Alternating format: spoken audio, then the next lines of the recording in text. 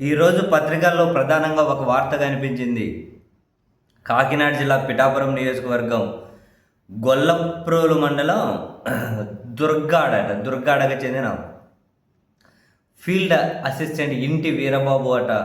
ఈయన మీరు వైఎస్ఆర్ కాంగ్రెస్ పార్టీ కాబట్టి మీకు ఉపాధి హామీ పనులు ఇవ్వము, జనసేన నుంచి తీవ్ర ఒత్తిడి ఉంది నాకు పైనుంచి అని చెప్పి దాదాపు 250 మంది ఉపాధి హామీ చేసుకునే కూలీలకు పని నిరాకరించారట, ఇవ్వమని చెప్పేశారట.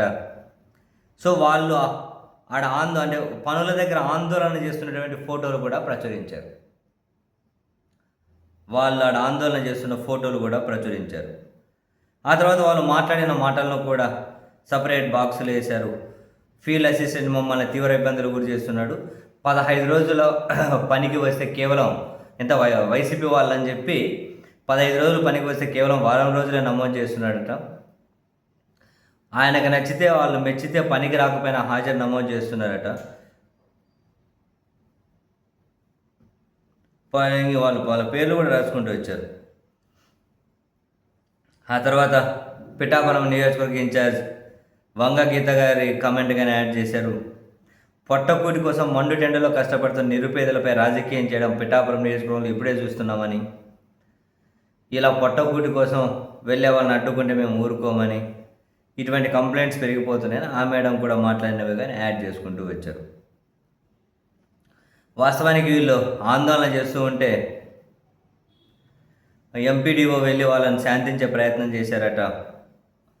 సో ఏదో సమస్య అయితే తాత్కాలికంగా పరిష్కరించారట. సో వైసీపీ వాళ్ళు కాబట్టి ఉపాధి హామీ పనులు ఇవ్వలేదట. అండ్ మీకు తెలుసా ఉపాధి హామీ మంత్రి ఎవరు? పవన్ కళ్యాణ్ గారే. ఉపాధి హామీకి సంబంధించి మినిస్టర్ ఎవరు? పవన్ కళ్యాణ్ గారే. ఇప్పుడు ఆందోళన చేసింది ఎక్కడ? పవన్ కళ్యాణ్ నియోజకవర్గంలోనే. పవన్ కళ్యాణ్ గారి నియోజకవర్గంలోనే ఇప్పుడు ఆందోళన చేసింది. ఇప్పుడు ఇదేమీ నాకు పెద్ద ఆశ్చర్యం అనిపించలేదండి. ఎందుకంటే స్వయాన ముఖ్యమంత్రి గారే వైసీపీ అనేబడే వాళ్ళకి ఏమీ చేయకండి, వాళ్ళకి ఏమన్నా చేశాము అని అంటే పాముకు పాలు పోసినట్లే అని చెప్పి స్వయాన ముఖ్యమంత్రి గారు బహిరంగంగానే కమెంట్ చేశారు. అటువంటిప్పుడు ఇవేమి నాకు ఎంతగానో విచిత్రంగానే అనిపించలేదు. కులాలు చూడకండి, మతాలు చూడకండి, పార్టీలు చూడకండి, మనకు ఓటేసారా లేదా చూడకండి, అర్హత ఉన్న ప్రతి ఒక్కరికి ప్రభుత్వం చేసే ప్రతి పని చేరి తీరాల్సిందే అన్న పాలకులను చూసాం.